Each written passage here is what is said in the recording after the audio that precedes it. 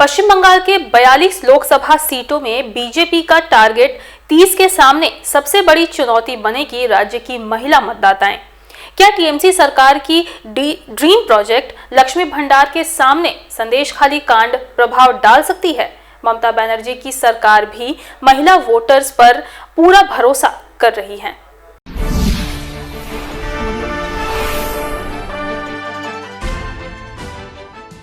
देश के 17वें लोकसभा चुनाव में बीजेपी के समक्ष सबसे बड़ी चुनौती है पश्चिम बंगाल राज्य की 42 लोकसभा सीटें और पश्चिम बंगाल की सत्तारूढ़ तृणमूल कांग्रेस को सबसे अधिक भरोसा है महिला वोटरों पर। राज्य की महिला वोटर बीजेपी उम्मीदवारों के सामने बन सकती हैं जीत हार की सबसे बड़ी फैक्टर, और इस फैक्टर का सबसे बड़ा उदाहरण है ममता बनर्जी सरकार की ड्रीम प्रोजेक्ट लक्ष्मी भंडार। लक्ष्मी भंडार से राज्य की महिला मतदाता काफी प्रभावित हैं।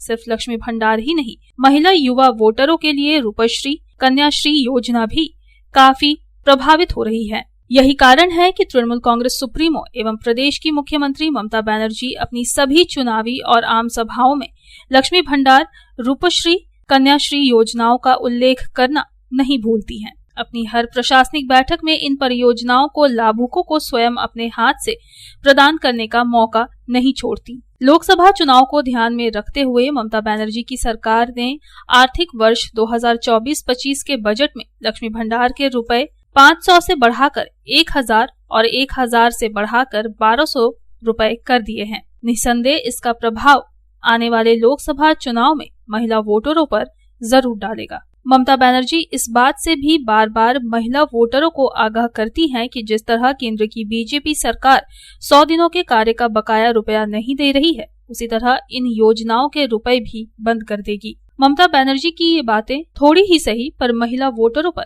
असर जरूर डाल रही है, और यही बातें राज्य की प्रमुख विपक्षी दल बीजेपी को परेशान कर रही है। हालांकि पश्चिम बंगाल के उत्तर 24 परगना जिले के संदेशखाली की घटना से जरूर राज्य की महिलाएं नाराज हुई हैं, और इसी संदेशखाली कांड को भंजाने के लिए प्रमुख विपक्षी दल बीजेपी के साथ साथ सीपीएम, कांग्रेस और आईएसएफ भी अपने राजनीतिक कर्मसूची में संदेशखाली कांड को सबसे प्रमुखता से जगह दे रही है और अपने आंदोलन का एक महत्वपूर्ण मुद्दा बना रखी है संदेशखाली कांड को। संदेशखाली कांड से राज्य की सत्तारूढ़ तृणमूल कांग्रेस सरकार भी परेशान दिख रही है और डैमेज कंट्रोल करने की हर संभव कोशिश भी कर रही है। इसमें कोई दो मत नहीं है कि संदेशखाली कांड का सीधा प्रभाव आने वाले लोकसभा चुनाव में दिखेगा। इसकी महत्वता को समझते हुए प्रधानमंत्री नरेंद्र मोदी भी पश्चिम बंगाल के दौरे पर आ रहे हैं।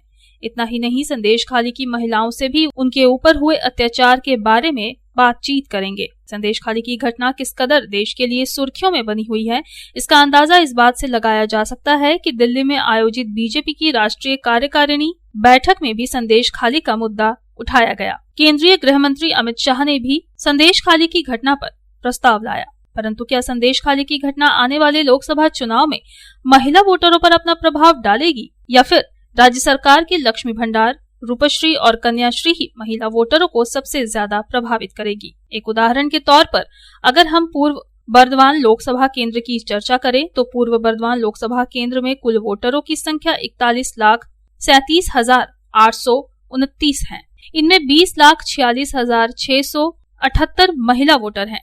इनमें करीब 12 लाख महिला वोटर लक्ष्मी भंडार योजना का लाभ ले रही हैं, और सर्वे के नतीजे यही संकेत दे रहे हैं कि तृणमूल कांग्रेस की महिला वोट बैंक का झुकाव लक्ष्मी भंडार पर ही ज्यादा है। अब देखना ये है कि लोकसभा चुनाव में लक्ष्मी भंडार योजना के सामने संदेशखाली कांड से महिला वोटरों में बढ़ रही नाराजगी आने वाले लोकसभा चुनाव के नतीजों में कितना प्रभाव डालती है। Bureau report, public times. प्रकृति के अनोखे उपादानों से बनी हनुमंत आटा, असली चाना बेसन, उत्तम दर्ज का दलिया, स्पेशल मैदा, चने से बनी विशुद्ध सत्तू, स्वादिष्ट सूजी और परिशुद्ध चीनी, यानी स्वाद और प्यार की कंप्लीट पैकेज। हनुमंत प्रोडक्ट्स 100% शुद्ध, 100% स्वाद।